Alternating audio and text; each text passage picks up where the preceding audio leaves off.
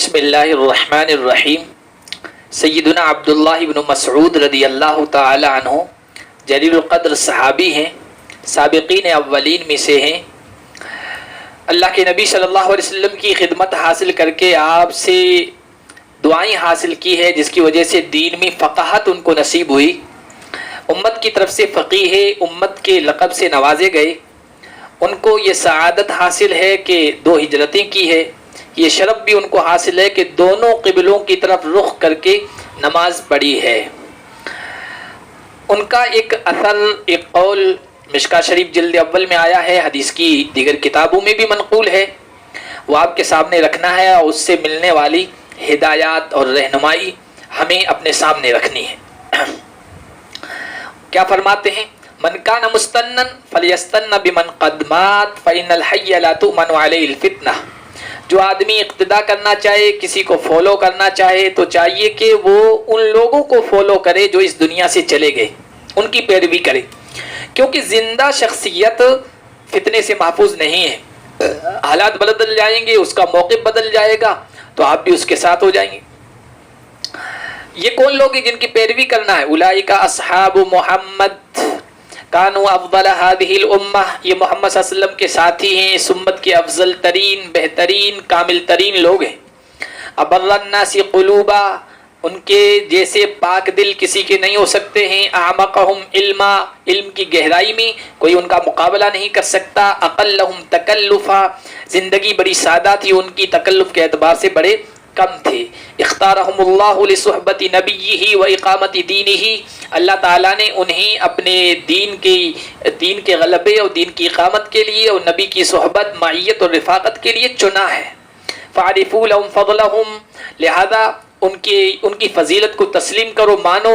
واتبعوہم علی اثرہم، اور ان کے نقش قدم پر چلنے کی کوشش کرو۔ وتمسكوا بما استطعتم من اخلاقهم وسيرهم فانهم كانوا على الهدى المستقيم، اور جتنا ہو سکے ان کے اخلاق، ان کی سیرت و کردار کو اپنانے کی کوشش کرو، کیونکہ وہ صحیح راستے پر تھے۔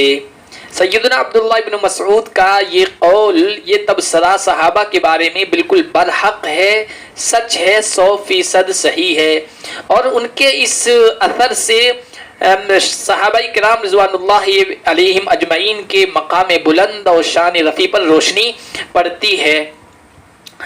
ہر صحابی کی عظمت، عقیدت و محبت ہر مومن کے دل میں ہونی چاہیے، اور کسی بھی صحابی سے متعلق بال برابر بھی بدگمانی نہیں ہونی چاہیے، اس لیے کہ صحابہ کی عظمت نبی کی عظمت ہے، اور صحابہ کی توہین یہ نبی کی توہین ہے۔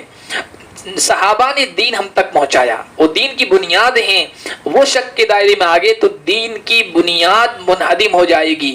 وہ امت کے، وہ ملت کے اساتذہ ہیں، معلمین ہیں، جنہوں نے نبی کی تعلیمات کو امت تک پہنچایا ہے، اور قرآن و حدیث پر جو ہمارا اعتماد جس بلندی پر ہے، اس کے پیچھے صحابہ کی قربانیاں ہیں۔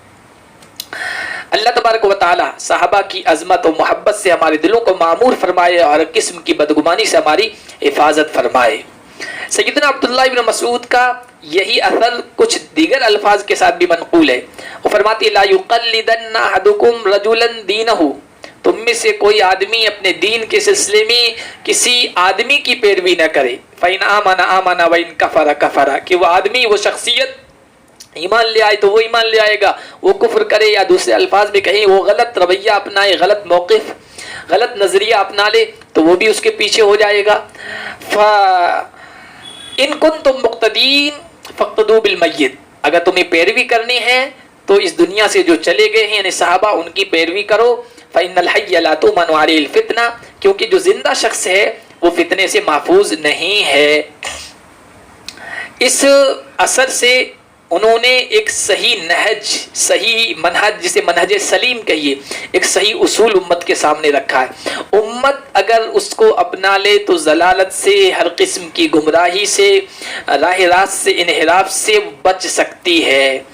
دوسرا جو معاملہ، دوسری بات اس اثر سے معلوم ہوئی وہ یہ کہ کوئی شخصیت کتنی بڑی کیوں نہ ہو، علمی مقام، مرتبے اور درجے کے اعتبار سے کتنی بلند مقام پر فائز کیوں نہ ہو، اس کے بارے میں یہ سوچنا کہ وہ غلط نہیں ہو سکتی، وہ غلط موقف نہیں اختیار کر سکتی، وہ راہ راست سے انحراف نہیں کر سکتی، یہ بھی صحیح نہیں ہے۔ ہر زندہ شخصیت، ہر زندہ فرد حالات بدلتے رہتے ہیں، اور اس کے پیچھے اس کا نفس بھی ہے، اس کی خواہشات بھی ہیں، شیطان بھی اس کے پیچھے پڑا ہوا ہے، کبھی بھی غلط ڈگر، غلط رویہ، غلط موقف اپنا سکتا ہے۔ اس لیے اس کو آئیڈیل نہ بنائیں، آئیڈیل صحابہ کو بنائیں۔ ایک بات یہ معلوم ہوئی، اور اس اثر کی اہمیت ہمارے سامنے اب مزید کھل کر سامنے آ گئی ہے۔ عالم عرب کے جب سے حالات بدلے ہیں اور دنیا کے تمام ممالک کے حالات بدلے ہیں، انقلابات آئے ہیں، اتھل پتھل ہوئی ہے، تو ان کے سلسلے میں جو موقف علماء نے اپنایا ہے، ان علماء میں بعض بڑے متبحر، مستند، معتبر علماء، دین، داعی، مبلغین، جن کی بڑی خدمات ہیں، شاندار ماضی ہے، بڑے اچھے اعمال ہیں، ان کے سماجی و ملی خدمات ہیں اپنے اپنے ملکوں میں، ان کا جو موقف سامنے آیا، اس موقف اور رویے کی وجہ سے لوگ حیرت میں پڑ گئے کہ ایسا بھی ہو سکتا ہے، اور ان سے ایسی بات بھی سامنے آ سکتی ہے، اور ایسا رویہ وہ اپنا سکتے ہیں۔ اگر وہ عبداللہ ابن مسعود کے اس قول کو سامنے رکھتے، ان الحی لا تؤمن علیہ الفتنہ، تو کوئی انہیں زیادہ حیرت نہیں ہوتی، تعجب نہیں ہوتا۔ لیکن ان حالات کے نتیجے میں شخصیات نے جو موقف اپنایا ہے، ان شخصیات کے سلسلے میں تین شکلیں یا تین صورتیں کہیے یا تین قسم کے لوگ سامنے آئے۔ پہلی صورت یہ کہ جن شخصیات سے ایسا موقف، ایسا رویہ سامنے آیا جس کی ہمیں امید نہیں تھی، جو واقعی غلط ہے، درست نہیں ہے، پھر اس کے بعد ان شخصیات کے متعلق ہم بدگمان رہنے لگ گئے، ان کے ہر موقف کی تقلید کرنا گویا ہمارا منصب ٹھہر گیا، ہر موقف کو غلط قرار دینا، ان کے ہر ارادے کے سلسلے میں برا سوچنا، ان کی نیتوں کے سلسلے میں شک کرنا، دین اس کی اجازت نہیں دیتا، یہ درست رویہ نہیں ہے۔ ہمیں ظاہر پر عمل کرنے کو کہا گیا ہے، نیتوں اور اندر کے ارادوں کو اللہ کے حوالے کر دینا ہے، اور بدگمانی سے بچنے کو کہا گیا ہے۔ پھر کیا ہوا کہ ایسی شخصیات کی معمولی غلطیوں کو بھی سنگین بنا کر، بڑا چڑھا کر کے ہم پیش کرتے ہیں، یہ درست رویہ نہیں ہے۔ ہاں، ان کے غلط موقف پر گرفت ہونی چاہیے، پکڑ ہونی چاہیے، اور ان کے غلط نظریے کو کمزور ثابت کریں آپ دلیل سے، اور اپنے موقف کو مضبوط کریں، مدلل مبرہن کر کے پیش کریں کہ آپ کا حق ہے، اور یہی درست رویہ ہے جو علماء امت نے، سلف نے اپنایا ہے، اور جس اصول پر چلے ہیں وہ۔ دوسری صورت اور دوسری شکل یہ کہ جن شخصیات کا غلط موقف، غلط رویہ، زاویہ نظر، پوائنٹ آف ویو غلط ہے سامنے آیا، تو پھر ان کے محبین، معتقدین، ان سے محبت کرنے والے ان کی غلط موقف میں بھی ان کی تائید کرنے لگے، حمایت اور پشت پناہی کرنے لگے، یہ بھی درست رویہ نہیں ہے۔ اس کی وجہ سے وہ اپنے غلط موقف پر اڑا رہتا ہے، ضد کرتا ہے، اور راہ راست سے انحراف میں آگے بڑھتا رہتا ہے۔ تو شریعت نے یہ کہا کہ گناہ پر اور عدوان پر لا تعاونو، مدد نہیں کرنی ہے، حمایت نہیں کرنی ہے، چاہے وہ ہماری کتنی محبوب شخصیت کیوں نہ ہو، ان کے غلط موقف کو غلط قرار دینا اور اسے بتانا کہ صحیح مشورہ دے کر کہ درست نہیں ہے، صحیح رویہ یہ ہونا چاہیے۔